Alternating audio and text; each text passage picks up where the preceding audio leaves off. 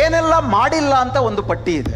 ಯಾತಕ್ಕಾಗಿ ಮಾಡ್ತಿಲ್ಲ ಅನ್ನೋದನ್ನ ಸ್ವಲ್ಪ ಪ್ರಶ್ನೆ ಮಾಡ್ಕೋಬೇಕಾಗಿದೆ. ಕಳೆದ 2 ವರ್ಷದಲ್ಲಿ ಈ ದೇಶದಲ್ಲಿ ಜಾರಿಯಾಗುತ್ತಿರುವಂತಹ ನೀತಿಗಳನ್ನು ನೋಡಿದ್ರೆ 240 ಸ್ಥಾನಗಳನ್ನು ಮಾಡ್ತಿರೋ ನೀತಿಗಳ ಥರ ಇಲ್ಲ, 400 ಸ್ಥಾನಗಳನ್ನು ಪಡೆದವರು ಮಾಡ್ತಿರೋ ನೀತಿಗಳ ಥರ ಇದೆ.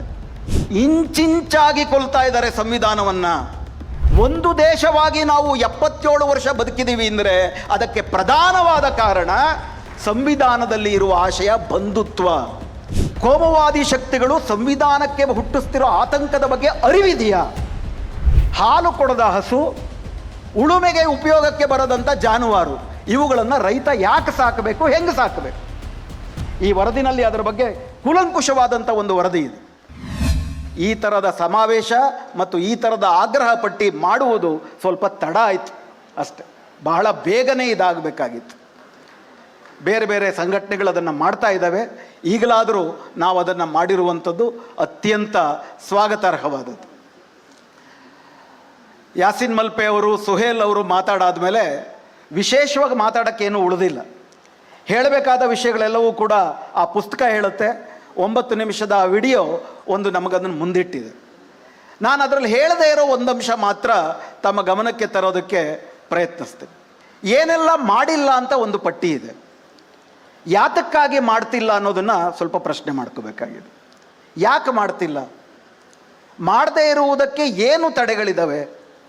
ಇದನ್ನು ಅರ್ಥ ಮಾಡ್ಕೊಳ್ಬೇಕು ಅಂತಂದರೆ ನಾವೇನು ಆಗ್ರಹಗಳ ಪಟ್ಟಿ ಇದ್ದೀವಿ, ಬೇಡಿಕೆ ಅಲ್ಲ. ದಯವಿಟ್ಟು ಬೇಡಿಕೆ ಅನ್ನೋ ಪದ ಬಿಟ್ಬಿಡೋಣ. ಬೇಡೋದಕ್ಕೆ ನಾವು ಬೇಡದ್ರೆ ಕೊಡೋದಕ್ಕೊಬ್ಬ ಇರ್ತಾನೆ. ಬೇಡುವ ನೀಡುವ ಜಾಲದಂತ್ಯದಲ್ಲಿ ಸೌಖ್ಯದ ನಾಡುದಯ ಅಂತ ಸಿದ್ಧಲಿಂಗಯ್ಯ ಅವರು ಹೇಳೋದು. ಬೇಡೋರು ನೀಡೋರು ಇದ್ದರೆ ಪ್ರಜಾತಂತ್ರ ಅಲ್ಲ, ಇದು ಸಾಮ್ರಾಜ್ಯಗಳ ಕಾಲ ಅಲ್ಲ, ಪ್ರಜಾತಂತ್ರದ ಯುಗ. ನಾವು ಹಕ್ಕುಳ್ಳ ನಾಗರಿಕರು, ನಾವು ಗಟ್ಟಿಸಿ ಕೇಳ್ತೀವಿ. ಇದು ಆ ವರದಿಯ ಮೊದಲ ಪ್ಯಾರಾದಲ್ಲೇ ಹೇಳಿರುವ ವಾಕ್ಯದಲ್ಲಿ ಉತ್ತರದಾಯಿತ್ವ.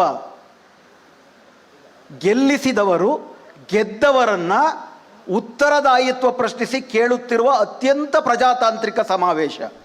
ಸ್ವಾತಂತ್ರ್ಯ ಹೋರಾಟ ಒಂದು ಕಥೆಯಲ್ಲ, ಮರೆಮಾಚಿದ ಹೋರಾಟಗಳ ಅನಾವರಣ. ಭಾರತದ ಸ್ವಾತಂತ್ರ್ಯ, ಕರ್ನಾಟಕದ ಏಕೀಕರಣ ಒಂದೇ ಹೋರಾಟದ 2 ಮುಖಗಳು. ಜೈ ಹಿಂದ್, ಜಯ ಕರ್ನಾಟಕ ವಿಶೇಷಾಂಕ ಈಗಲೇ ಓದಿ ಹಂಚಿಕೊಳ್ಳಿ. ವಿಡೆಮ್ ಅಂತ ಒಂದು ಇನ್ಸ್ಟಿಟ್ಯೂಟ್ ಇದೆ ಸ್ವೀಡನ್ನಲ್ಲಿ, ವೆರೈಟೀಸ್ ಆಫ್ ಡೆಮಾಕ್ರಸೀಸ್ ಅಂತ. ಅದು ಜಗತ್ತಿನ 192 ದೇಶಗಳಲ್ಲಿ ಪ್ರಜಾತಂತ್ರದ ಆರೋಗ್ಯ ಯಾವ ಮಟ್ಟಕ್ಕಿದೆ ಅಂತಂದ್ಬಿಟ್ಟು ಅಧ್ಯಯನ ಮಾಡುತ್ತೆ. ಪ್ರತಿ ವರ್ಷ ಒಂದು ವರದಿ ಕೊಡುತ್ತೆ. ಅವರು ಯಾವ ದೇಶದ ಪ್ರಜಾತಂತ್ರ ಎಷ್ಟಿದೆ ಅನ್ನೋದ್ರ ಬಗ್ಗೆ 5 ಸೂಚ್ಯಂಕಗಳನ್ನು ಹೇಳ್ತಾರೆ. ಅದು ಕಾಲ ಕಾಲಕ್ಕೆ ಎಲೆಕ್ಷನ್ ಆಗುತ್ತಾ ಅಂತ ಒಂದು ಸೂಚ್ಯಂಕ, ಎಲೆಕ್ಟ್ರಲ್ ಡೆಮಾಕ್ರಸಿ ಇಂಡೆಕ್ಸ್ ಅಂತೇಳಿ. ಅದನ್ನು ಬಿಟ್ಟರೆ ಇನ್ನೂ 4 ಪ್ರಧಾನವಾದ ಇಂಡೆಕ್ಸ್ ಇದೆ ಒಂದು ದೇಶದ ಪ್ರಜಾತಂತ್ರವೋ ಅಲ್ಲವಾ ಅಂತ ತೀರ್ಮಾನ ಮಾಡೋದಕ್ಕೆ.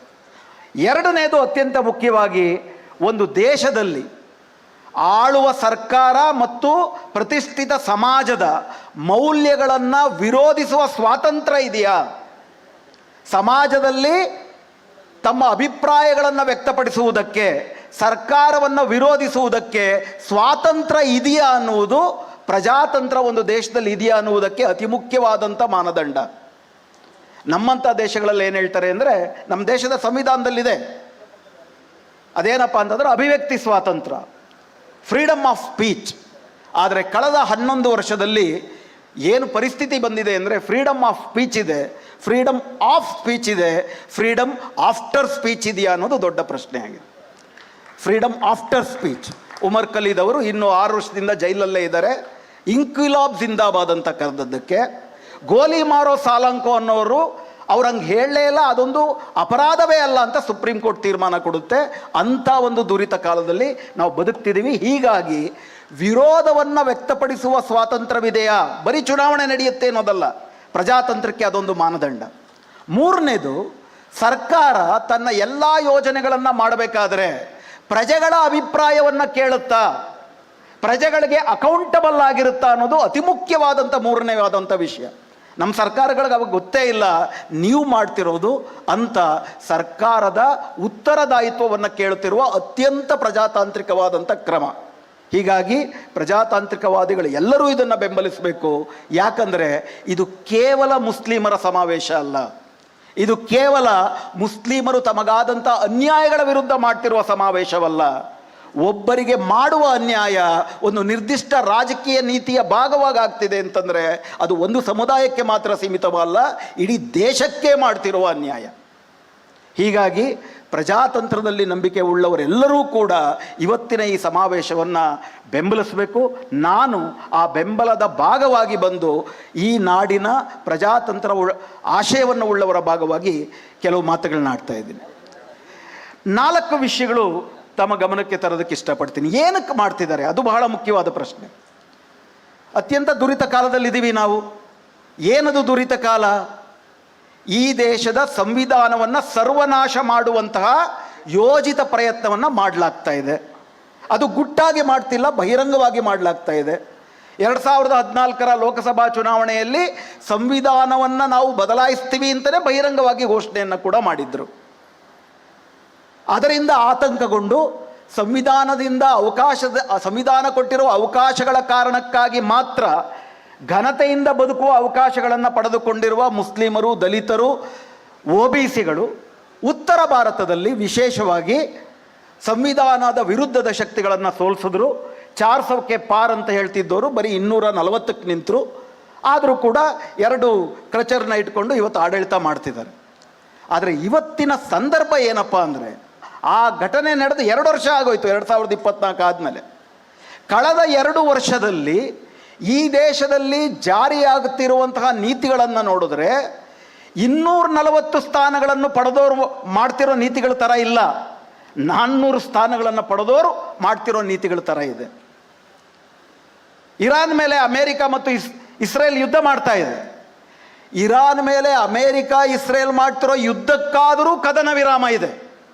ಆದರೆ ಕಳೆದ 11 ವರ್ಷದಿಂದ ಈ ದೇಶದ ಜನತೆಯ ಮೇಲೆ ಕೇಂದ್ರ ಸರ್ಕಾರ ನಿರಂತರವಾಗಿ ಮಾಡ್ತಿರುವಂಥ ದಾಳಿಗೆ ಕದನ ವಿರಾಮವೇ ಇಲ್ಲ. ನಿರಂತರವಾಗಿ ಕದನ ನಡೀತಾ ಇದೆ. ವಿಶೇಷವಾಗಿ ಅಲ್ಪಸಂಖ್ಯಾತ ಸಮುದಾಯಗಳನ್ನು ಟಾರ್ಗೆಟ್ ಇಟ್ಕೊಂಡು ಮಾಡಲಾಗ್ತಾ ಇದೆ. ಮೊನ್ನೆ ವಕ್ಫ್ ಅಂದರು, ಇವತ್ತು SIR ಅಂದರು, ನಾಳೆ ಇನ್ನೊಂದೇನೋ ರೆಡಿಯಾಗಿದೆ. ಹೀಗಾಗಿ ಇವತ್ತು ಸಂವಿಧಾನದ ವಿರುದ್ಧ ಒಂದು ಯುದ್ಧ ನಡೀತಾ ಇದೆ. ಈ ದೇಶದ ಸ್ವಾತಂತ್ರ್ಯ ಹೋರಾಟದಲ್ಲೂ ಕೂಡ ಇದೇ ಬಗೆಯ ಯುದ್ಧ ನಡೆದಿತ್ತು. ಈ ದೇಶ ಎಲ್ಲರಿಗೂ ಸೇರುವ ದೇಶವಾಗಬೇಕು, ಸರ್ವರಿಗೂ ಸಮಪಾಲು, ಸರ್ವರಿಗೂ ಸಮಬಾಳು ಅಂತ ಅಂಬೇಡ್ಕರ್ ಕನಸಿದ ಆದರ್ಶ ಭಾರತದ ಒಂದು ಕಲ್ಪನೆ. ಇನ್ನೊಂದು ಇಲ್ಲ, ಇಲ್ಲಿರೋ ಅಲ್ಪಸಂಖ್ಯಾತರು ಅನ್ಯರಾಗಬೇಕು ಹಾಗೂ ಉಳಿದ ಸಮುದಾಯದವರು ಬ್ರಾಹ್ಮಣಶಾಹಿಯ ಅಧೀನವಾಗಬೇಕು ಅನ್ನುವಂತಹ ಸಾವರ್ಕರ್ ಕಲ್ಪನೆಯ ಭಾರತದ ಕಲ್ಪನೆ ಇತ್ತು. ಅಂಬೇಡ್ಕರ್ ಮತ್ತು ಸಾವರ್ಕರ್ ಇವೆರಡು ಕಲ್ಪನೆಯ ಭಾರತಕ್ಕೆ ನಿರಂತರವಾಗಿ ನಡೆದ ಸಮರದಲ್ಲಿ ಅಂಬೇಡ್ಕರ್ ಗೆದ್ದು ಸಾವರ್ಕರ್ ಸೋತು. ಆದರೆ ಕಳೆದ 30 ವರ್ಷದಿಂದ ಅಣುವಾಗಿ ಪ್ರಾಸ್ತಾವಿಕ ಭಾಷಣದಲ್ಲಿ ಹೇಳಿದ್ರು, ಇಂಚಿಂಚಾಗಿ ಕೊಲ್ತಾ ಇದ್ದಾರೆ ಸಂವಿಧಾನವನ್ನು. ನೇರವಾಗಿ ಎದೆಗೆ ಚೂರಿ ಆಗ್ತಿಲ್ಲ, ನಿರಂತರ ರಕ್ತಸ್ರಾವ ಆಗೋ ಥರ ಸಂವಿಧಾನಕ್ಕೆ ಆ ರೀತಿಯಾದಂಥ ದಾಳಿಯನ್ನು ಮಾಡ್ತಿದ್ದಾರೆ. ಅದು ಇವತ್ತು ನಮ್ಮ ಮುಂದೆ ಇರುವಂತಹ ಅಪಾಯದ ಸಂದರ್ಭ. ಇದನ್ನು ವಿರುದ್ಧ ನಾವು ಉಳಿಸ್ಕೋಬೇಕು ಅಂತಂದರೆ ಯಾವುದನ್ನು ಅನ್ಯಾಯವಾಗ್ತಿದೆಯೋ ಅದರ ವಿರುದ್ಧ ಗಟ್ಟಿಯಾಗಿ ಅದು ಅನ್ಯಾಯ ಅಂತ ಹೇಳಿ ನ್ಯಾಯವನ್ನು ಪ್ರತಿಪಾದಿಸುವಂತಹ ರಾಜಕೀಯ ಮತ್ತು ನೈತಿಕತೆ ಇರುವ ರಾಜಕಾರಣ ಆಗಬೇಕು. ಇದು ಯಾರ ವಿರುದ್ಧನೂ ಅಲ್ಲ ಅಂಥೇಳಿ ಪದೇ ಪದೇ ನಾವು ಹೇಳ್ತಾ ಇದ್ದೀವಿ. ಆದರೆ ನಮ್ಮ ಸಂವಿಧಾನವೇ ಅಸಮಾನತೆಯ ವಿರುದ್ಧ ಇರುವ ಸಂವಿಧಾನ. ನಮ್ಮ ಸಂವಿಧಾನ ತಾರತಮ್ಯದ ವಿರುದ್ಧ ಇರುವ ಸಂವಿಧಾನ. ನಮ್ಮ ಸಂವಿಧಾನ ಪಕ್ಷಪಾತದ ವಿರುದ್ಧ ಇರುವ ಸಂವಿಧಾನ. ನಿರ್ದಿಷ್ಟವಾಗಿ ಕೆಲವನ್ನ ನಾವು ಇಲ್ಲ ಅಂತ ಹೇಳಿ ಈ ದೇಶ ಕಟ್ಕೊಂಡಿದ್ದೀವಿ. ಅದರ ಭಾಗವಾಗಿ ನ್ಯಾಯ, ಸಮಾನತೆ, ಬಂಧುತ್ವ, ಲಿಬರ್ಟಿ, ಈಕ್ವಾಲಿಟಿ ಆ್ಯಂಡ್ ಫ್ರೆಟರ್ನಿಟಿ, ಈ ಮೂರರ ಆಧಾರದ ಮೇಲೆ ಈ ದೇಶವನ್ನು ಕಟ್ಟಲಾಗಿದೆ. ಯಾಸಿನ್ ಮಲ್ಪೆ ಅವರು ತಮ್ಮ ಭಾಷಣದ ಅಂತಿಮ ಭಾಗದಲ್ಲಿ ಹೇಳಿದ್ದು ಅತ್ಯಂತ ಮುಖ್ಯವಾದದ್ದು. ಈ ದೇಶ ಉಳ್ಕೊಂಡಿದೆ ಅಂದರೆ ಬಂಧುತ್ವದ ಆಧಾರದಲ್ಲಿ ಉಳ್ಕೊಂಡಿದೆ. ಭಾರತ ದೇಶದಲ್ಲಿ ಇರುವಂತಹ ವಿವಿಧ ಧರ್ಮಗಳು, ವಿವಿಧ ಭಾಷೆಗಳು, ವಿವಿಧ ಸಂಸ್ಕೃತಿಗಳು ಬೇರೆ ಯಾವ ದೇಶದಲ್ಲೂ ಇಲ್ಲ. ಅಬ್ಬಬ್ಬ ಅಂದರೆ 2 ಭಾಷೆ, ಅಬ್ಬಬ್ಬ ಅಂದರೆ 2 ಧರ್ಮ. ಆದರೆ ಬೇರೆ ಬೇರೆ ಧರ್ಮ, ಭಾಷೆ, ಬೇರೆ ಬೇರೆ ಸಂಸ್ಕೃತಿಗಳೆಲ್ಲರೂ ಕೂಡ ಒಂದು ದೇಶವಾಗಿ ನಾವು 77 ವರ್ಷ ಬದುಕಿದ್ದೀವಿ ಅಂದರೆ ಅದಕ್ಕೆ ಪ್ರಧಾನವಾದ ಕಾರಣ ಸಂವಿಧಾನದಲ್ಲಿ ಇರುವ ಆಶಯ ಬಂಧುತ್ವ.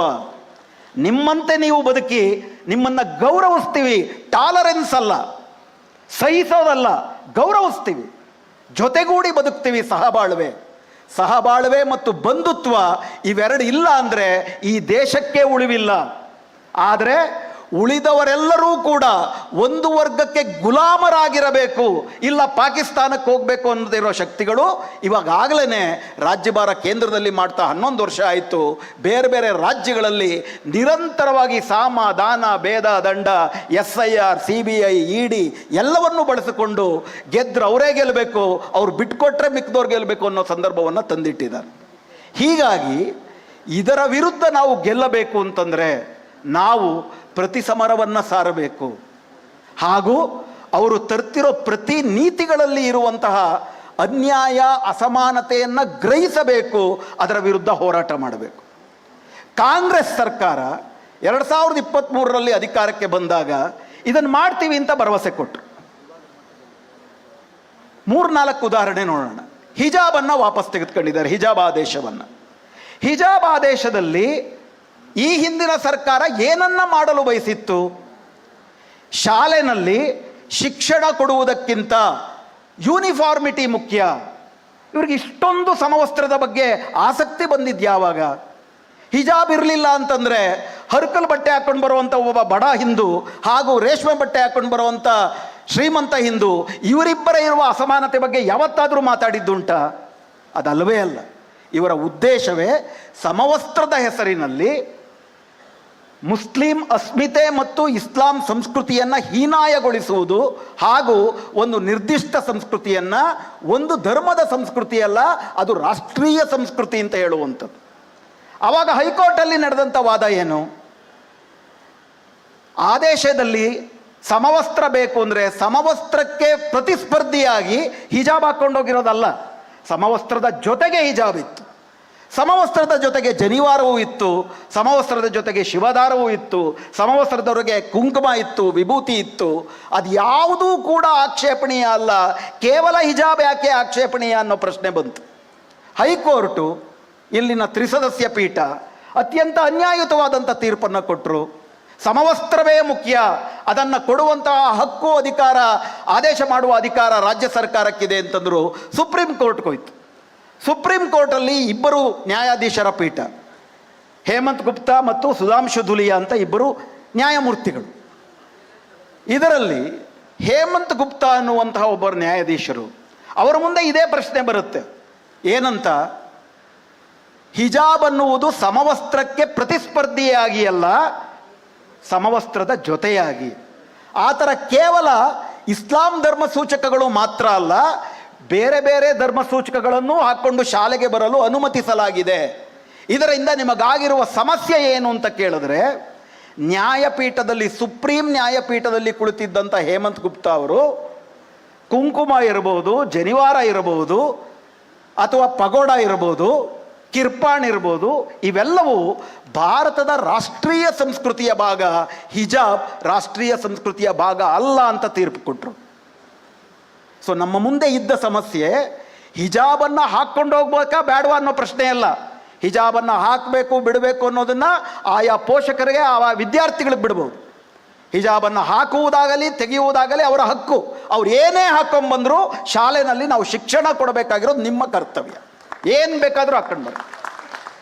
ಆದರೆ ಅದನ್ನು ಒಂದು ಧರ್ಮ ಈ ದೇಶದ ಧರ್ಮ ಅಲ್ಲ, ಒಂದು ಸಂಸ್ಕೃತಿ ಈ ದೇಶದ ಸಂಸ್ಕೃತಿ ಅಲ್ಲ, ಒಂದು ಧರ್ಮ ಮಾತ್ರ ಅದು ರಾಷ್ಟ್ರೀಯ ಸಂಸ್ಕೃತಿ ಅಂತೇಳಿ ಅದರ ಒಳಗಡೆ ಅವರು ಬಿತ್ತುತ್ತಿದ್ದ ಭಾವ, ಆದೇಶ, ಕಾನೂನು ಈ ದೇಶದ ಸಂವಿಧಾನಕ್ಕೆ ವಿರುದ್ಧವಾಗಿತ್ತು.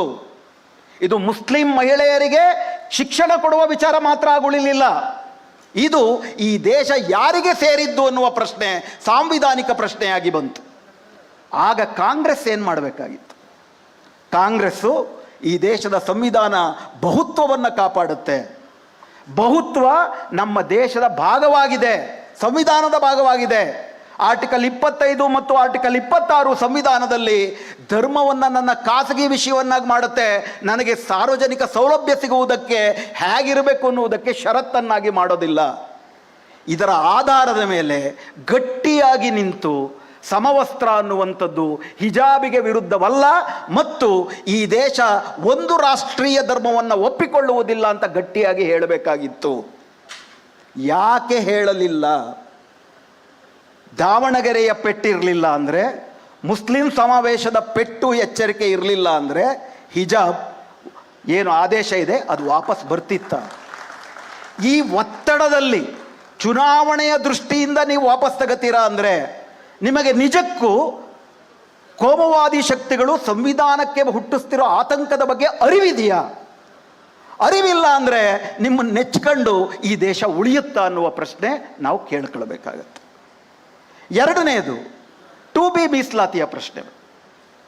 2B ಮೀಸಲಾತಿ ಉಪಕಾರವೂ ಅಲ್ಲ ಅಥವಾ ಹಕ್ಕಿಲ್ಲದಿರೋರಿಗೆ ಕೊಡ್ತಿರೋದು ಅಲ್ಲ. ಮೀಸಲಾತಿ ಅನ್ನುವುದೇ ಈ ದೇಶದಲ್ಲಿ 16/4 15/4 ಏನು ಮೊದಲ ಸಂವಿಧಾನ ತಿದ್ದುಪಡಿ ಆಯಿತು, ಅದರ ಭಾಗವಾಗಿ ಬಂದಿದ್ದೇ ಯಾವ ನಿಲುವಿನ ಮೇಲೆ ಅಂದರೆ, ಈ ದೇಶದಲ್ಲಿ ಕೆಲವು ನಿರ್ದಿಷ್ಟ ಸಮುದಾಯಗಳು ಇಂಥ ಸಮುದಾಯದಲ್ಲಿ ಹುಟ್ಟಿದೀವಿ ಎನ್ನುವ ಕಾರಣಕ್ಕಾಗಿ ಐತಿಹಾಸಿಕವಾಗಿ ಅವಕಾಶಗಳಿಂದ ವಂಚನೆಗೊಂಡಿವೆ. ಬಡವರಾಗಿದ್ದಾರೆ ಅನ್ನೋ ಕಾರಣಕ್ಕಲ್ಲ, ಬಡವರು ಎಲ್ಲರೂ ಆಗಿದ್ದಾರೆ. ಹಾಗೆ ನೋಡಿದ್ರೆ ಅತಿ ಹೆಚ್ಚು ಬಡವರು ಇರೋದು OBCಗಳಲ್ಲಿ, ಮುಸ್ಲಿಮರಲ್ಲಿ, SC/STಗಳಲ್ಲೇ. ಬಡತನವನ್ನು ಉದ್ಧಾರ ಮಾಡುವ ಸಾಧನ ಅಲ್ಲ ಮೀಸಲಾತಿ. ಮೀಸಲಾತಿ ಈ ಐತಿಹಾಸಿಕವಾದಂಥ ಅನ್ಯಾಯಗಳಿಗೆ ಸಮಾಧಾನವನ್ನು ಕೊಟ್ಟು ಅವಕಾಶಗಳಲ್ಲಿ ಸಮಾನತೆ. ನಾವು ಸಂವಿಧಾನದ ಪೀಠಿಕೆಯನ್ನು ಓದ್ವಿ. ಸಂವಿಧಾನದ ಪೀಠಿಕೆಯಲ್ಲೇ ಇರುವುದೇನು? ಸ್ಥಾನಮಾನ ಮತ್ತು ಅವಕಾಶಗಳಲ್ಲಿ ಸಮಾನತೆ, equality in opportunity and status. ಅದರ ಭಾಗವಾಗಿ ಮೀಸಲಾತಿಯನ್ನು ಮಾಡುದು. ನಮ್ಮ ದೇಶದಲ್ಲಿ ಐತಿಹಾಸಿಕ ಕಾರಣವಾಗಿ ನಮ್ಮ ದೇಶದ ಬಹುಪಾಲು ಮುಸ್ಲಿಮರು ಈ ಹಿಂದೆ ಇಲ್ಲದಂಥ ಮನುಧರ್ಮದ ಜಾತಿ ಶೋಷಣೆಯ ಸಂಕೋಲೆಗಳಿಂದ ತಪ್ಪಿಸಿಕೊಳ್ಳುವುದಕ್ಕೆ ಆಧ್ಯಾತ್ಮಿಕವಾಗಿ ಮುಕ್ತಿ ಸಿಗಬಹುದು ಅಂತ ಬೇರೆ ಬೇರೆ ಧರ್ಮಗಳಿಗೆ ಮತಾಂತರ ಹೊಂದರು. ಖಡ್ಗದಿಂದ ಮತಾಂತರ ಆಗಿದ್ದಲ್ಲ. ಈ ದೇಶದಲ್ಲಿ ಇಸ್ಲಾಂ ಆಗಿರ್ಬೋದು, ಕ್ರಿಶ್ಚಿಯಾನಿಟಿ ಆಗಿರ್ಬೋದು, ಅದನ್ನು ಮೀರಿದಂಥ ಬೌದ್ಧ ಧರ್ಮ ಆಗಿರ್ಬೋದು, ಅದು ಬ್ರಾಹ್ಮಣ ಧರ್ಮಕ್ಕೆ ಹೋಲಿಸಿದರೆ ಕೊಟ್ಟಂಥ ಸಮಾನತೆಯ ಕನಸುಗಳನ್ನು ಅನುಸರಿಸ್ತಾ ಈ ದೇಶದಲ್ಲಿ ಈ ಹಿಂದೆ ಹಿಂದೂಗಳಾಗಿದ್ದಂಥ ದಲಿತರು, OBCಗಳು ವಿಶೇಷವಾಗಿ ಮತಾಂತರಗೊಂಡರು. ವಿಷಯ ಏನಪ್ಪ ಅಂದರೆ, ಅವ್ರಿಗಿಂತ ಮುಂಚೆ ಮತಾಂತರಗೊಂಡವರು ಮೇಲ್ಜಾತಿನವರೇ, ಅದು ಬೇರೆ ಪ್ರಶ್ನೆ. ಮತಾಂತರಗೊಂಡು ಬೇರೆ ಬೇರೆ ಧರ್ಮದವರು ಅಧಿಕಾರದಲ್ಲಿದ್ದಾಗ ಅದರ ಲಾಭವನ್ನು ಪಡ್ಕೊಂಡ್ರು, ಅದು ಬೇರೆ ಪ್ರಶ್ನೆ ಅದು. ಸೊ ಹೀಗಾಗಿ ನಮ್ಮ ದೇಶದಲ್ಲಿ ಮತಾಂತರಗೊಂಡರೂ ಕೂಡ ಸಾಮಾಜಿಕ ಅಸಮಾನತೆ ಮುಂದುವರಿತಾ ಅನ್ನುವುದು ಬಹಳ ಮುಖ್ಯವಾಗಿರುವ ಪ್ರಶ್ನೆ. ಅದರಲ್ಲೂ ಕೂಡ ದೇಶ ವಿಭಜನೆ ಆದ ಮೇಲೆ ಈ ದೇಶದಲ್ಲಿ ಉಳ್ಕೊಂಡಂಥ ಬಹುಸಂಖ್ಯಾತ ಮುಸ್ಲಿಮರು ದಲಿತರಂತೆ, OBCಗಳಂತೆ ಸಾಮಾಜಿಕವಾಗಿ, ಶೈಕ್ಷಣಿಕವಾಗಿ, ಆರ್ಥಿಕವಾಗಿ ಅತ್ಯಂತ ಹಿಂದುಳಿಸಲ್ಪಟ್ಟಿದ್ದರು. ಸೊ ಹೀಗಾಗಿ ಈ ದೇಶದ ಮುಸ್ಲಿಮರಿಗಾಗಲಿ, ಬೌದ್ಧರಿಗಾಗಲಿ ಅಥವಾ ಹಿಂದುಳಿದ ಕ್ರಿಶ್ಚಿಯನ್ನರಿಗಾಗಲಿ ಸಾಮಾಜಿಕವಾಗಿ ಹಿಂದುಳಿದವರು ಅಂತ ಮೀಸಲಾತಿ ಕೊಟ್ಟದ್ದು ಯಾವ ಧರ್ಮಕ್ಕೆ ಸೇರಿದವರು ಅನ್ನೋ ಕಾರಣಕ್ಕಲ್ಲ. ಯಾವುದೇ ಧರ್ಮಕ್ಕೆ ಸೇರಿದ್ದರೂ ಸಾಮಾಜಿಕವಾಗಿ, ಶೈಕ್ಷಣಿಕವಾಗಿ ಹಿಂದುಳಿದಿದ್ದಾರೆ ಅಂತ. ಕರ್ನಾಟಕದಲ್ಲಿ 1968ರ ನಾಗನಗೌಡ ಸಮಿತಿಯಿಂದ ಮೊದಲುಗೊಂಡು ಅದಾದಮೇಲೆ ವೆಂಕಟಸ್ವಾಮಿ ಆಯೋಗ, ಚಿನ್ನಪ್ಪರೆಡ್ಡಿ ಆಯೋಗ, ಪ್ರತಿಯೊಂದು ಆಯೋಗವೂ ಕೂಡ, ಅದರಲ್ಲೂ ವಿಶೇಷವಾಗಿ ಚಿನ್ನಪ್ಪರೆಡ್ಡಿ ಆಯೋಗ 1990ರಲ್ಲಿ ಇಡೀ ಮುಸ್ಲಿಂ ಸಮುದಾಯ ಸಾಮಾಜಿಕವಾಗಿ, ಶೈಕ್ಷಣಿಕವಾಗಿ ಇತರ ಹಿಂದುಳಿದ ಸಮುದಾಯಗಳಿಗಿಂತಲೂ ಹಿಂದುಳಿದಿವೆ ಅಂತನ್ಬಿಟ್ಟು ಸ್ಪಷ್ಟವಾದಂಥ ವರದಿಯನ್ನು ಕೊಟ್ಟು, ಅದನ್ನೇ ಆನಂತರ ಬಂದಂಥ ಸಾಚಾರ್ ಸಮಿತಿ ವರದಿ ಯಾವ ಥರ ಅನುಷ್ಠಾನಗೊಂಡಿದೆ ಅನ್ನೋದಕ್ಕೆ ನೇಮಕ ಆದಂಥ 2013ರ ಅಭಿಜಿತ್ ಕುಂಡು ವರದಿ, ಅಥವಾ ಇತ್ತೀಚೆಗೆ ಆಲ್ ಇಂಡಿಯಾ ಆಶೆ ಅಂತ ವರದಿ ಏನು ಬರುತ್ತೆ, ಹೈಯರ್ ಎಜುಕೇಷನ್ನ ಸರ್ವೆ ಏನು ಮಾಡ್ತಾರೆ, ಅದರಲ್ಲಿರುವ ವರದಿ ಇರ್ಬೋದು. ಅವೆಲ್ಲವೂ ಕೂಡ ಸ್ಪಷ್ಟವಾಗಿ ಹೇಳುವುದೇನಪ್ಪ ಅಂತಂದರೆ, ಮುಸ್ಲಿಂ ಸಮುದಾಯದ ಶೈಕ್ಷಣಿಕ ಸಾಮಾಜಿಕ ಸ್ಥಿತಿಗತಿ ಕೆಲವು ವಿಷಯಗಳಲ್ಲಿ SC/STಗಳಿಗಿಂತ ಹಿಂದುಳಿದಿದೆ. ಯಾತಕ್ಕಾಗಿ ಹಿಂದುಳಿದಿದ್ದಾರೆ? ಐತಿಹಾಸಿಕ ಕಾರಣಕ್ಕಾಗಿ, ಅವಕಾಶ ವಂಚನೆ ಆದದ್ದಕ್ಕಾಗಿ ಹಿಂದುಳಿದಿದ್ದಾರೆ. ಹೀಗಾಗಿ ಮುಸ್ಲಿಂ ಸಮುದಾಯ ಸಾಮಾಜಿಕ, ಶೈಕ್ಷಣಿಕ ಮೀಸಲಾತಿಗೆ ಎಲ್ಲ ಬಗೆಯ ಅರ್ಹತೆಯನ್ನು ಕೂಡ ಪಡ್ಕೊಂಡಿದ್ದಾವೆ. ಬೊಮ್ಮಾಯಿ ಸರ್ಕಾರ ಏನು ಮಾಡ್ತು? ಬಹಳ ಕುತಂತ್ರದಿಂದ ಇದು ಧರ್ಮಾಧಾರಿತ ಮೀಸಲಾತಿಯನ್ನು ಕೊಡಬಾರದು ಅಂತ ಇಲ್ಲದ ಒಂದು ಸಂಕವನ್ನು ಹುಟ್ಟುಕೊಳ್ತು. ಇನ್ಫ್ಯಾಕ್ಟ್ ತಮಗೆ ಗೊತ್ತಿರ್ಬೋದು, 1979 ಕರ್ನಾಟಕದ ಹೈಕೋರ್ಟು ಸಾಮಾಜಿಕವಾಗಿ ಶೈಕ್ಷಣಿಕವಾಗಿ ಹಿಂದುಳಿದ ಒಂದು ವರ್ಗ ಮುಸ್ಲಿಮರೇ ಆಗಿದ್ದರೂ ಕೂಡ ಅವರು ಸಾಮಾಜಿಕ ಶೈಕ್ಷಣಿಕ ಹಿಂದುಳಿದ ವರ್ಗವೇ ಅವರಿಗೆ ಮೀಸಲಾತಿ ಕೊಡಬೇಕು ಅಂತ ಆದೇಶ ಕೊಟ್ಟಿತ್ತು. 1994 ಇಂದಿರಾ ಸಾಹ್ನಿ ಪ್ರಕರಣದಲ್ಲಿ 9 ಜನರ ಸುಪ್ರೀಂ ಕೋರ್ಟ್ನ ತೀರ್ಪು ಕೂಡ ಸಾಮಾಜಿಕವಾಗಿ ಶೈಕ್ಷಣಿಕವಾಗಿ ಹಿಂದುಳಿದ ಒಂದು ವರ್ಗ, ಅದು ಮುಸ್ಲಿಮರಾಗಿದ್ದರೂ ಬೇರೆ ಧರ್ಮಕ್ಕೆ ಸೇರಿದ್ದರೂ ಅವರಿಗೆ ಮೀಸಲಾತಿ ಕೊಡಬೇಕು ಅಂತ ಆದೇಶ ಕೊಟ್ಟಿತ್ತು. ಅದೆಲ್ಲವನ್ನೂ ಉಲ್ಲಂಘಿಸಿ ಧರ್ಮಾಧಾರಿತವಾದಂಥ ವಿಭಜನೆ ಮಾಡಿ ಮತ್ತೆ ಮುಸ್ಲಿಂ ತುಷ್ಟೀಕರಣ ನೀವು ಮಾಡ್ತಿದ್ದೀರಾ ಅಂತ ಕಾಂಗ್ರೆಸ್ ಮೇಲೆ ಗೂಬೆ ಕೂರಿಸೋದಕ್ಕೆ ಇದನ್ನು ಮಾಡಿದ್ರು. ಕಾಂಗ್ರೆಸ್ ಸರ್ಕಾರ ಏನು ಮಾಡಬೇಕಾಗಿತ್ತು? ವಿರೋಧ ಪಕ್ಷದಲ್ಲಿದ್ದಾಗ ಮುಸ್ಲಿಂ ಓಟ್ಗಳಿಗೆ ಹೋರಾಟ ಮಾಡೋದು ಬೇರೆ, ಅಧಿಕಾರಕ್ಕೆ ಬಂದಾಗ ಇದರ ಹಿಂದಿನ ಸಾಂವಿಧಾನಿಕ ತತ್ವಗಳನ್ನು ಅಧಿಕಾರ ಕಿತ್ಕೊಂಡೋದ್ರೂ ಪರವಾಗಿಲ್ಲ, ಸಂವಿಧಾನವನ್ನು ಉಳಿಸಬೇಕು ಅನ್ನೋ ಆಶಯದಿಂದ ನೀವು ಮಾಡಬೇಕಾಗಿತ್ತು. ಮಾಡಲಿಲ್ಲ. ಮತಾಂತರ ನಿಷೇಧ ಕಾಯ್ದೆ ಬಂತು. ಮತಾಂತರ ನಿಷೇಧ ಕಾಯ್ದೆನಲ್ಲಿ ಅದು ಬಂದದ್ದೇ ನಿಮ್ಮೆಲ್ಲರಿಗೂ ಕೂಡ ಗೊತ್ತಿದೆ. ಅದಕ್ಕಿಂತ ಮುಖ್ಯವಾಗಿ ಗೋಹತ್ಯಾ ನಿಷೇಧ ಕಾಯ್ದೆ ಅಥವಾ ಜಾನುವಾರು ಹತ್ಯಾ ನಿಷೇಧ ಕಾಯ್ದೆ ಅಂತ ಆಮೇಲೇನು 2022 ಅವ್ರು ಜಾರಿಗೆ ತಂದರು. ಅದು ಪ್ರಧಾನವಾಗಿ ಮುಸ್ಲಿಮರ ಸಮಸ್ಯೆ ಅಲ್ಲ, ಹಾಗೆ ಮಾತಾಡಬೇಕು ಅಂದರೆ ಅದು ಈ ದೇಶದ ರೈತರ ಪ್ರಶ್ನೆ. ದನಗಳನ್ನು ಬರೀ ಗೋವಿನ ಪ್ರಶ್ನೆ ಅಲ್ಲ, ಹಾಲು ಕೊಡುವ ಎಮ್ಮೆ, ಹಾಲು ಕೊಡದಿರುವ ಎಮ್ಮೆ, ಕರು, ಎತ್ತು, ಕೋಣ ಯಾವುದನ್ನೂ ಕೂಡ ವಧೆ ಮಾಡಬಾರ್ದು ಅಂತ ನೀವು ಹೇಳ್ತೀರಾ ಅಂತಂದರೆ, ಹಾಲು ಕೊಡದ ಹಸು, ಉಳುಮೆಗೆ ಉಪಯೋಗಕ್ಕೆ ಬರದಂಥ ಜಾನುವಾರು, ಇವುಗಳನ್ನು ರೈತ ಯಾಕೆ ಸಾಕಬೇಕು, ಹೆಂಗೆ ಸಾಕಬೇಕು? ಈ ವರದಿನಲ್ಲಿ ಅದರ ಬಗ್ಗೆ ಕೂಲಂಕುಷವಾದಂಥ ಒಂದು ವರದಿ ಇದೆ. ರೈತರ ಮೇಲೆ ಅನಗತ್ಯವಾದಂಥ 25 ವಾರ್ಷಿಕವಾಗಿ 30-40 ಸಾವಿರಕ್ಕಿಂತ ಹೆಚ್ಚು ಹೊರೆ ಬರುತ್ತೆ. ಅಷ್ಟು ಮಾತ್ರ ಅಲ್ಲ, ಬೊಮ್ಮಾಯಿ ಸರ್ಕಾರ ಮಾಡಿದಂಥ ಒಂದು ಕಾಯ್ದೆನಲ್ಲಿ ಯಾರಾದರೂ ಬೀದಿನಲ್ಲಿ ದನಕರುಗಳನ್ನು ಬಿಟ್ಟರೂ ಮಾರಿದ್ರೂ ಕೂಡ 3 ವರ್ಷ ಜೈಲು ಶಿಕ್ಷೆ ಅಂತಿತ್ತು. ಹೀಗಾಗಿ ಬರೀ ಮುಸ್ಲಿಮರಲ್ಲ, ಜಾನುವಾರು ರೈತರು ಕೂಡ ಜೈಲಿಗೆ ಹೋಗುವಂಥ ಪರಿಸ್ಥಿತಿ ಬಂತು. ಒಟ್ಟಾರೆ ರೈತರ ಆರ್ಥಿಕತೆ ಕುಸಿದೋಯ್ತು. ಹಾಲು ಕೊಡದ ಹಸುವನ್ನು 10,000ಕ್ಕೋ 15,000ಕ್ಕೋ ಮಾರಿ, ಉಳುಮೆಗೆ ಯೋಗ್ಯವಾಗಿರದಂಥ ಎಮ್ಮೆನೋ ಕೋಣವನ್ನು ಇನ್ನೊಂದಕ್ಕೆ ಮಾರಿ, ಅದರಲ್ಲಿ ಬಂದಂಥ ದುಡ್ಡನ್ನು ಹಾಲು ಕೊಡುವ ಹಸುಗೆ, ಉಳುಮೆಗೆ ಯೋಗ್ಯವಾಗುವಂತಹ ಒಂದು ದನಕರು ಕೊಂಡ್ಕೊಳ್ಳೋದಕ್ಕೆ ಇನ್ವೆಸ್ಟ್ ಮಾಡ್ಬೋದಾಗಿತ್ತು ರೈತರು. ಅದನ್ನು ಸಂಪೂರ್ಣವಾಗಿ ಕಂಗಡಿಸಿ ರೈತರಿಗೆ ಬೆನ್ನಿಗೆ ಗುಂಡಿಟ್ಟು ಹೊಡೆದ್ರು, ಮುಸ್ಲಿಮರಿಗೆ ಎದೆಗೆ ಗುಂಡಿಟ್ಟು ಹೊಡೆದ್ರು.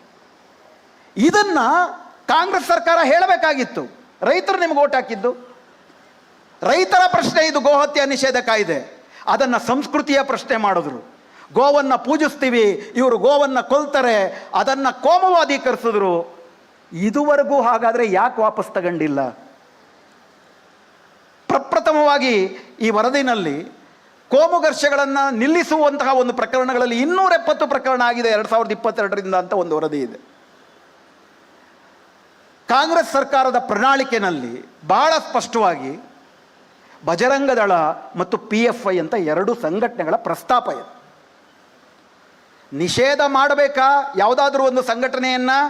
ನನ್ನ ವೈಯಕ್ತಿಕ ನಿಲುವಿನ ಪ್ರಕಾರ ನಿಷೇಧ ಅಲ್ಲ, ಅವರನ್ನು ನಾವು ರಾಜಕೀಯವಾಗಿ ಎದುರುಗೊಳ್ಳಬೇಕು. PFIನ ನಿಷೇಧ ಮಾಡಿಬಿಟ್ರು ಕೇಂದ್ರ ಸರ್ಕಾರ. ಬಜರಂಗ ದಳವನ್ನು ನಿಷೇಧ ಮಾಡುವುದಕ್ಕೆ ಯಾಕೆ ಹಿಂದೆ ಮುಂದೆ ನೋಡಿದ್ರಿ?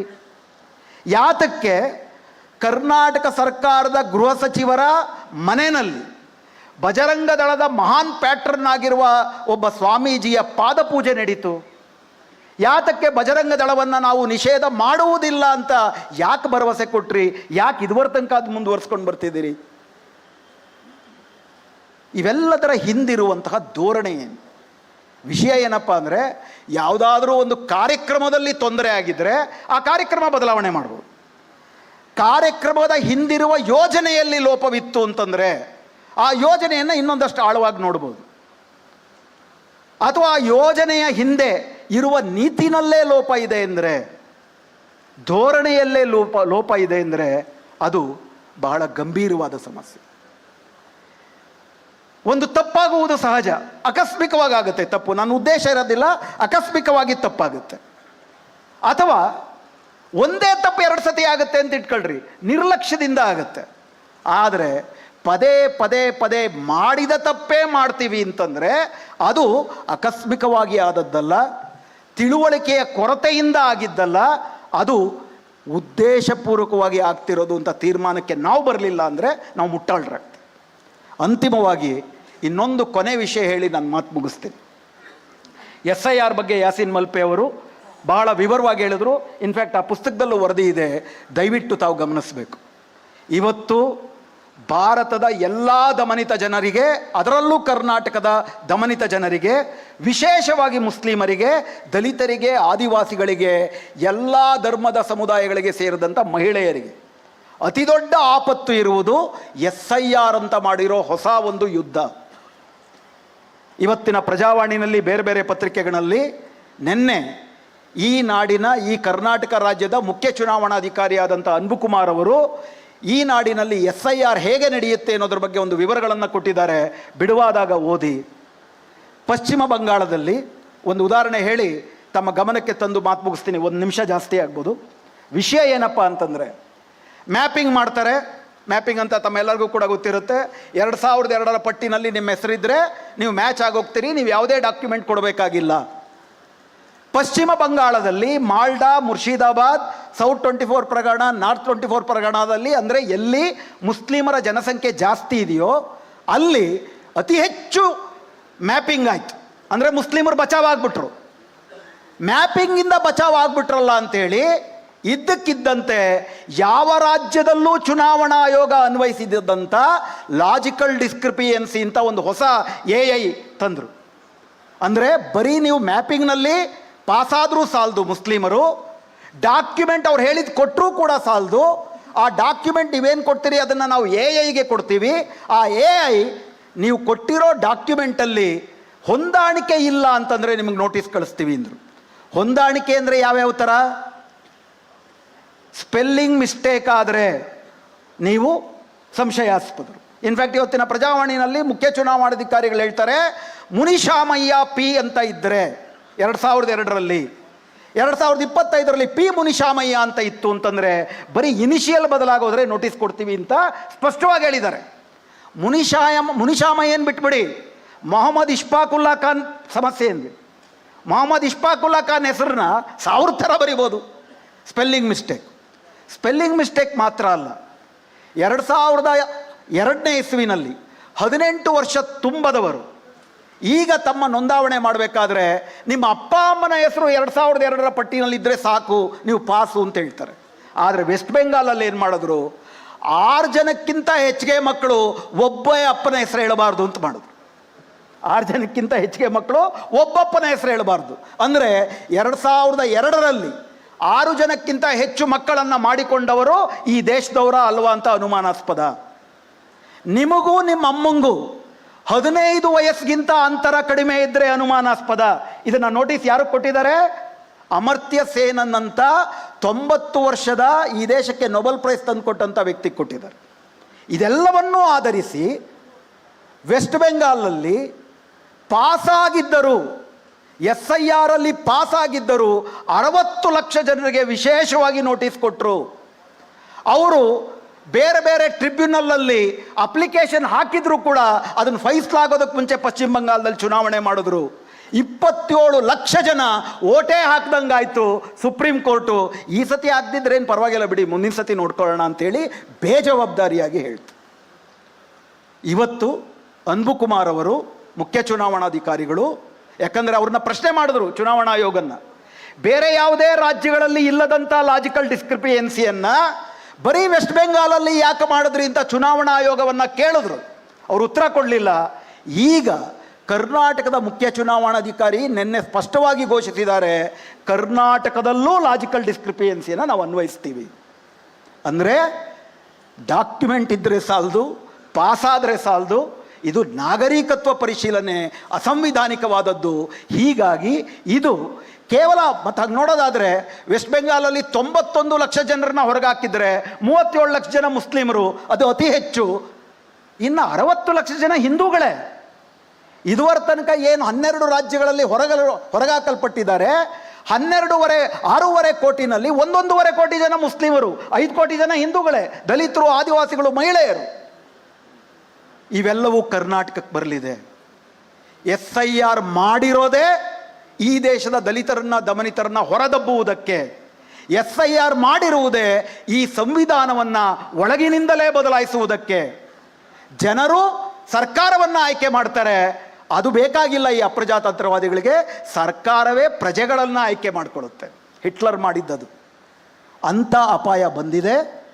ಕಾಂಗ್ರೆಸ್ ಸರ್ಕಾರ ನಿಜಕ್ಕೂ ಕೂಡ ಪ್ರಜಾತಂತ್ರವನ್ನು ರಕ್ಷಿಸುವುದೇ ಅದರ ಮುಖ್ಯ ಗುರಿಯಾಗಿದ್ದ ಪಕ್ಷದಲ್ಲಿ SIR ಬಗ್ಗೆ ಖಚಿತವಾದಂಥ, ನಿಖರವಾದಂಥ, ಕರ್ನಾಟಕದಲ್ಲಿ SIRನ ನಾವು ಮಾಡುವುದಕ್ಕೆ ಬಿಡುವುದಿಲ್ಲ ಅನ್ನುವಂತಹ ಸ್ಪಷ್ಟ ನಿಲುವನ್ನು ತೆಗೆದುಕೊಳ್ಬೇಕಾಗಿತ್ತು.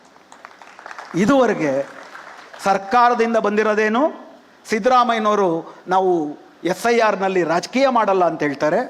DK ಶಿವಕುಮಾರ್ ಅವರು ಒಬ್ಬ ಅರ್ಹ ಮತದಾರರನ್ನು ಬಿಟ್ಟೋಗೋದಕ್ಕೆ ಬಿಡುವುದಿಲ್ಲ, SIRನ ಯಶಸ್ವಿಗೊಳಿಸ್ತೀವಿ ಅಂತಾರೆ. ಆದರೆ 11 ದಾಖಲೆಗಳಲ್ಲಿ ಒಂದಾದರೂ ದಾಖಲೆ ಕೊಡದವ್ರನ್ನ ಏನು ಮಾಡಿದ್ರೂ ಬಚಾವ್ ಮಾಡೋಕ್ಕಾಗಲ್ಲ. ಈ ದೇಶದಲ್ಲಿ 15 ಕೋಟಿ ಜನಕ್ಕಿಂತಲೂ ಹೆಚ್ಚು ಮುಸ್ಲಿಮರು, ದಲಿತರು, ಆದಿವಾಸಿಗಳಿದ್ದಾರೆ. ಮುಸ್ಲಿಮರು ದಾಖಲೆ ಕೊಟ್ಟರೂ ಕೂಡ ಬಿಡೋದಿಲ್ಲ. SIR ರದ್ದಾಗದೆ ಈ ದೇಶದಲ್ಲಿ ನಮ್ಮ ನಾಗರಿಕತ್ವ ಉಳಿಯುವುದಕ್ಕೆ ಸಾಧ್ಯ ಇಲ್ಲ. ನಮ್ಮ ನಾಗರಿಕತ್ವವನ್ನು ಉಳಿಸುವ ಪ್ರಯತ್ನವನ್ನು ಕಾಂಗ್ರೆಸ್ ಕಟಿಬದ್ಧವಾಗಿ ಮಾಡ್ತಿಲ್ಲ. ಹೀಗಾಗಿ ಯಾಕೆ ಮಾಡ್ತಿಲ್ಲ ಅಂತಂದರೆ, ನೀವು ಮುಸ್ಲಿಂ ತುಷ್ಟೀಕರಣ ಮಾಡ್ತೀರಿ, ದಲಿತರ ತುಷ್ಟೀಕರಣ ಮಾಡ್ತೀರಿ, ಈ ಥರ ತುಷ್ಟೀಕರಣದ ಆರೋಪವನ್ನು ಅವರು ಹೊರಿಸಿದಾಗ, ಇಲ್ಲ ಇದೇ ಸತ್ಯ, ಇದೇ ನ್ಯಾಯ, ಅಧಿಕಾರ ಹೋದರೆ ಕತ್ತೆ ಬಾಲ, ನಾನು ಸಂವಿಧಾನವನ್ನು ರಕ್ಷಿಸುವುದಕ್ಕೆ ನಿಂತಿದ್ದೇನೆ ಎನ್ನುವ ಒಂದು ಪಕ್ಷ ಇದ್ದಿದ್ದರೆ ಇವತ್ತಿಲ್ಲಿಗೆ ಬರ್ತಿರಲಿಲ್ಲ. ಇನ್ನೊಂದು ಉದಾಹರಣೆ ಹೇಳಿ ನಾನು ಮಾತು ಮುಗಿಸ್ತೀನಿ. 1984 ಚುನಾವಣೆಯಲ್ಲಿ ಕಾಂಗ್ರೆಸ್ಗೆ 49% ಓಟು, 414 ಸೀಟು. ಭಾರತದ ಚುನಾವಣಾ ಇತಿಹಾಸದಲ್ಲೇ ಯಾವ ಪಕ್ಷಕ್ಕೂ ಅಷ್ಟು ಬಂದಿರಲಿಲ್ಲ. ಏನು ಬೇಕಾದರೂ ಮಾಡ್ಬೋದಾಗಿತ್ತು. 18 ರಾಜ್ಯಗಳಲ್ಲಿ ರಾಜ್ಯ ಸರ್ಕಾರ, ರಾಜ್ಯಸಭೆಯಲ್ಲಿ ಸಂಪೂರ್ಣ ಬಹುಮತ, ಲೋಕಸಭೆಯಲ್ಲಿ ಸಂಪೂರ್ಣ ಬಹುಮತ. ಏನು ಮಾಡ್ಬೋದಾಗಿತ್ತು? ಸಮಾನತೆಯನ್ನು ಸಾಕಾರ ಮಾಡ್ಬೋದಾಗಿತ್ತು. ಬದಲಿಗೆ ಏನು ಮಾಡಿದ್ರಿ? ರಾಮ ಜನ್ಮಭೂಮಿಯ ಬೀಗ ತೆಗೆದ್ರಿ. ರಾಮ ಜನ್ಮಭೂಮಿಯ ಬೀಗ ತೆಗೆದ ಕಳೆದ 40 ವರ್ಷಗಳಲ್ಲಿ 2024 ವೇಳೆಗೆ ಬರೋದಾದರೆ ಕಾಂಗ್ರೆಸ್ನ ವೋಟ್ ಶೇರು 49ರಿಂದ 19ಕ್ಕೆ ಬಂದು ನಿಂತ್ಕೋತು. BJPಯ ವೋಟ್ ಶೇರು 1984ರಲ್ಲಿ 7% ಇದ್ದಿದ್ದು 36%ಗೆ ಏರ್ತು. 36%ಗೆ ಏರಿದ್ದು ಬ್ರಾಹ್ಮಣರು, ಕ್ಷತ್ರಿಯರು ಮಾತ್ರ ವೋಟ್ ಹಾಕ್ತಿಲ್ಲ, ಇಡೀ ದೇಶವನ್ನು ಕೋಮುದ್ವೇಷದ ಅಮಲನ್ನು ತುಂಬಿ ಧ್ರುವೀಕರಣವನ್ನು ಮಾಡಿರೋದು ಅವರು. ಧ್ರುವೀಕರಣವನ್ನು ಮಾಡಿ ಯಾರೇ ಅಧಿಕಾರಕ್ಕೆ ಬಂದರೂ ಕೂಡ ಅವರ ಅಜೆಂಡವನ್ನೇ ಜಾರಿಗೆ ತರುವಂತಹ ಒಂದು ರಾಜಕೀಯ ಸಂದರ್ಭವನ್ನು ಸೃಷ್ಟಿ ಮಾಡಿದ್ದಾರೆ. ಇದನ್ನು ಮುರಿಬೇಕು ಅಂದರೆ ಅಧಿಕಾರದ ಆಸೆ ಇಲ್ಲದೆ, ಲಾಲಸೆ ಇಲ್ಲದೆ, ಸಂವಿಧಾನವನ್ನು, ಗಣರಾಜ್ಯವನ್ನು ಉಳಿಸುವ ಬದ್ಧತೆ ಇರುವ ರಾಜಕಾರಣವನ್ನು ಮಾಡಬೇಕಾಗುತ್ತೆ. ಆ ಬದ್ಧತೆ ಇಲ್ಲದಿರ ಅಧಿಕಾರದ ಲಾಲಸೆಗೆ ಅಡ್ಜಸ್ಟ್ಮೆಂಟು, ಪ್ಯಾಚಿಂಗು ಮಾತ್ರ ನಡೀತಾ ಹೋದರೆ ಈ ದೇಶ ಖಂಡಿತ ಉಳಿಯಲ್ಲ. ಬದಲಿಗೆ ಅವರು ಇನ್ನಷ್ಟು ಶಕ್ತಿಯೊಂದಿಗೆ ಅಧಿಕಾರಕ್ಕೆ ಬರುವುದಕ್ಕೆ ನಾವು ಕೆಂಪು ಹಾಸನ್ನು ಹಾಕಿಕೊಟ್ಟಂಗಾಗತ್ತೆ. ಆದ್ದರಿಂದ ಈ ಎಚ್ಚರಿಕೆ ಅತ್ಯಂತ ಅಗತ್ಯವಾದದ್ದು. ಈ ದೇಶವನ್ನು ಉಳಿಸುವ ಕೆಲಸ ಮಾಡ್ತಿದ್ದೀರಿ ನೀವು. ಯಾಕಂದರೆ ಇದು ಕೇವಲ ಮುಸ್ಲಿಮರ ಪ್ರಶ್ನೆ ಅಲ್ಲ, ಈ ದೇಶದ 85% ಜನರ ಪ್ರಶ್ನೆ. ಯುದ್ಧ ನಡೆದಿರೋದು ಅವರೆಲ್ಲರ ಮೇಲೆ. ಹೀಗಾಗಿ ಕಾಂಗ್ರೆಸ್ ಸರ್ಕಾರ ಅರ್ಥ ಮಾಡ್ಕೊಳ್ಳಿ. ಬದಲಾಗುತ್ತೆ ಎನ್ನುವ ದೊಡ್ಡ ಭರವಸೆ ನನಗಿಲ್ಲ, ಆದರೆ ನನಗೆ ಭರವಸೆ ಇರುವುದು ಈ ದೇಶದ ಒಗ್ಗಟ್ಟಿನ ಮೇಲೆ, ಐಕ್ಯತೆಯ ಮೇಲೆ. ಕಾಂಗ್ರೆಸ್ ಓಟ್ ಹಾಕಲಿಲ್ಲ ಅಂದರೆ ಏನು ಮಾಡಬೇಕು? BJP ಬಂದ್ಬಿಡುತ್ತಾ? ಕಾಂಗ್ರೆಸ್ಸು BJPಯ ಆಚೆಗೆ ನಮಗೆ ಒಂದು ಆಯ್ಕೆ ಇದೆ. ನಮ್ಮ ಒಗ್ಗಟ್ಟು, ನಮ್ಮ ಐಕ್ಯತೆ, ನಮ್ಮ ಬೀದಿ, ನಮ್ಮ ಹೋರಾಟ. ನಮ್ಮ ಎಲ್ಲ ವಿಶ್ವಾಸವನ್ನು ಅದರಲ್ಲಿಡೋಣ. ಎಲ್ಲ ದಮನಿತರು, ದಲಿತರು, ಮುಸ್ಲಿಮರು, ಆದಿವಾಸಿಗಳು, ಮಹಿಳೆಯರು ಎಲ್ಲರೂ ಒಬ್ಬರಿಗೆ ಒಬ್ಬರು, ಬಂಧುತ್ವ ಅಂದ್ರೆ ಅದೇ. ಬಂಧುತ್ವ ಬೀದಿಯಲ್ಲಿ ಅರಳಬೇಕು. ಒಬ್ಬಟ್ಟು ಊಟ ಬಿರಿಯಾನಿ ಊಟದಲ್ಲ, ಬೀದಿಯ ಸಂಘರ್ಷದಲ್ಲಿ ಹುಟ್ಟಿ ಈ ಚಳುವಳಿ ಎಲ್ಲರನ್ನೂ ಒಳಗೊಂಡು ಈ ದೇಶವನ್ನು ಗಣರಾಜ್ಯವನ್ನು ಉಳಿಸುವ ಬೃಹತ್ ಹೋರಾಟವಾಗಿ ಬೆಳೀಲಿ. ನಿಮ್ಮ ಜೊತೆ ಈ ದೇಶದಲ್ಲಿ, ಈ ನಾಡಿನಲ್ಲಿ ಪ್ರಜಾತಂತ್ರದ ಆಶಯವುಳ್ಳಂಥ ಎಲ್ಲರೂ ನಿಮ್ಮ ಜೊತೆಯಾಗಿ ಹೆಗಲಿಗೆ ಹೆಗಲಾಗಿ ನಡೀತೀವಿ ಅಂತ ಹೇಳ್ತಾ ನನಗೆ ಈ ಅವಕಾಶ ಕೊಟ್ಟಿದ್ದಕ್ಕೆ ನಿಮಗೆ ಮತ್ತೊಮ್ಮೆ ಒಂದಿಸ್ತೆ ನನ್ನ ಮಾತು. ಮತ್ತಷ್ಟು ವಿಶೇಷ ವಿಡಿಯೋಗಳನ್ನು ನೋಡಲು ಮತ್ತು ಹೊಸ ವಿಡಿಯೋಗಳ ಬಗ್ಗೆ ತಿಳಿಯಲು ಈ ದಿನ .com ಯೂಟ್ಯೂಬ್ ಚಾನೆಲ್ ಸಬ್ಸ್ಕ್ರೈಬ್ ಮಾಡಿ ಮತ್ತು ಬೆಲ್ ಐಕಾನ್ ಕ್ಲಿಕ್ ಮಾಡಿ.